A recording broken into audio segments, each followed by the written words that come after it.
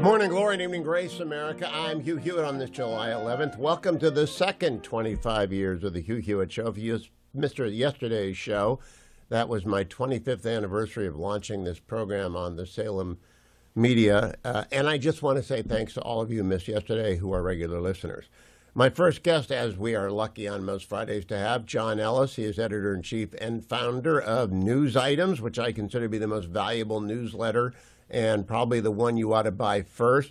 John, we've had 4 or 5 new affiliates since I last did this. Would you explain to them what News Items is and what the benefit of them getting it at 7 a.m. or even earlier, sometimes 6 and 5 in the morning is?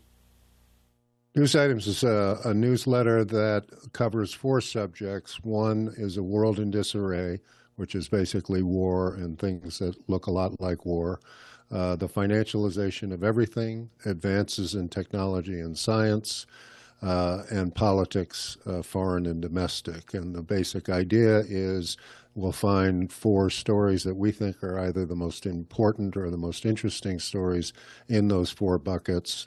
We'll do all of the reading for you, and we'll deliver it to you at 6:30 a.m. Eastern Time. I just got to tell you, it makes my mornings fly by, and it gives me a lot of focus for a show that doesn't start for 7 more hours. Now, John, today you sent me a list of the biggest stories of the week, and I was kind of surprised by your first choice, Elon Musk's avowal of a third party. Why did you rate that as one of the 4 stories you thought most important this week? I've been interested in third party politics, if you will, going back all the way to Ross Perot.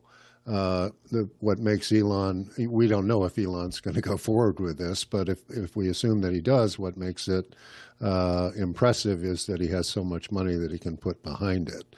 There was an article or a column in the Washington Post, the headline of which said, there's a lot of supply, but there's no demand for a third party. There are a lot of supply of candidates, but there's no demand for it. And the exact opposite is true.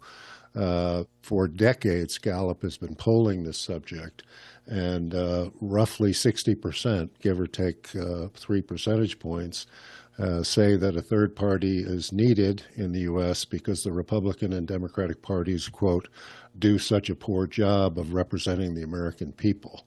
So the demand is there, and the question is whether Musk will create something that meets the demand. All right, my one question to you, he is somewhat of a new arrival. You and I have been doing politics. I've been doing it since 1976 on the presidential level, and my first campaign was 1974.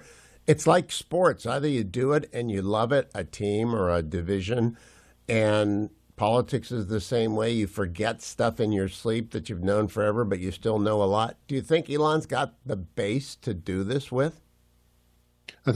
No, I don't think he does, but I think he has the money to underwrite, a serious effort. Now, my own view of third-party politics in the U.S. is that it's inevitable, but that it will start at the local level, state representative, state senate, governor, certain congressional races. It's not going to, the way it's talked about is that it's going to be, Elon's going to support somebody who's going to run for president, and that'll, upset the apple cart or whatever. But, if it's going to take hold, it's going to take hold at the local level before it goes national.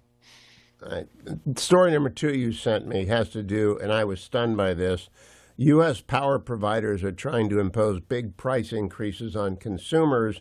Utilities have sought regulatory approval for $29 billion in rate increases in the first half of 2025. This is, of course, because of growing energy burdens driven by the AI demand. Now, traditionally, the answer to high prices is high prices, meaning energy production will come online, but that's not really possible here, is it? Well, we have a grid that is capable maybe of, providing 2 or 3% more juice every year. And you and I are consumers of the electricity, and we pay our utility bills and so on and so forth. And every so often, very rarely, there's a brownout because the demand, because of air conditioners and so on and so forth, creates a shortage. What we're dealing with here is you have the commercial and the consumer side of the business using the electricity that it uses. And then you have now these data centers from artificial intelligence companies that use huge amounts of energy, and it's not, it's not at 6 a.m. or 8 a.m. or 10 p.m. It's 24/7. So they're constantly pulling power out of the grid, and that creates a shortage. And so what we see now are it's 142% increase over the last year. And so the question is, how is this going to sort itself out politically? Because you have huge tech companies that are essentially, eating up all the juice that you and I need to run our air conditioning, to watch TV, whatever. It's going to be a major political issue. I think the answer is small modular reactors, but there's got to be some regulatory reform to allow that if it's coming. Yeah, then we that's went right. on. Yeah. Sorry. Go ahead. Yeah. You agree? Yeah, I agree with that. I mean, the problem is just to get the turbines to do natural gas fired energy there's a 5-year waiting period, right?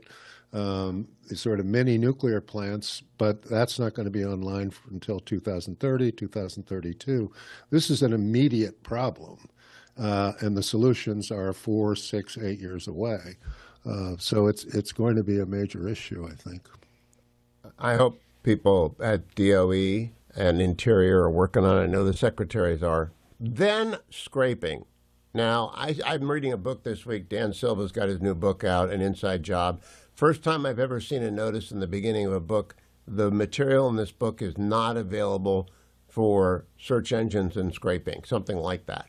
And now I know why, because scraping's been going on forever, and people are trying to fence off their information. I didn't realize this before. It's from the Journal. It's an interesting story. I missed it.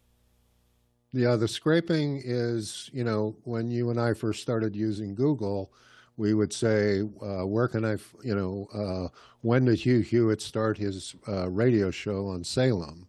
And Google would spit back, 7 or 8 stories about starting your radio program on Salem. And then we could choose, the source that we wanted. And that was good for the source because they got traffic, and that made them able to charge more for digital advertising.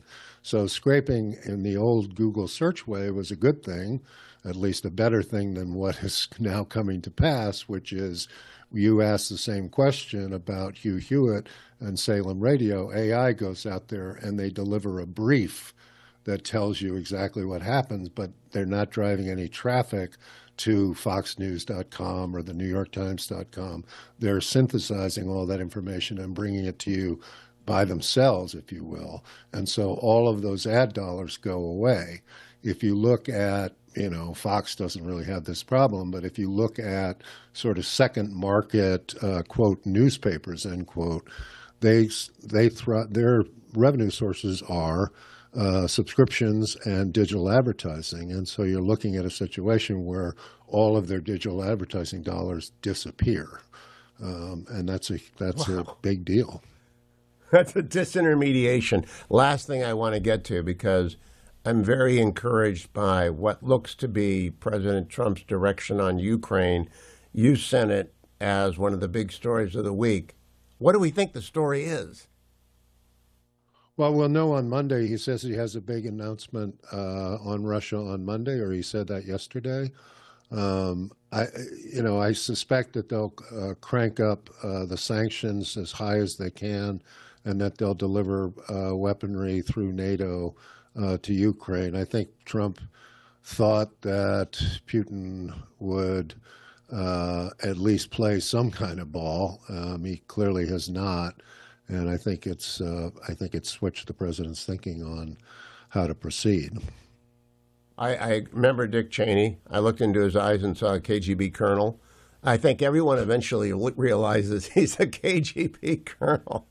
John Ellis from News Items, thank you for joining me once again. To my new audiences, if you buy any website, if you buy any newsletter at all, It's better than a newspaper subscription. It's better than any other newsletter. Just Google News Items and John Ellis. It will take you over to News Items. Very reasonable cost. Every single morning, you're smarter than your neighbor and everyone else you know if you just read News Items. Thank you, John.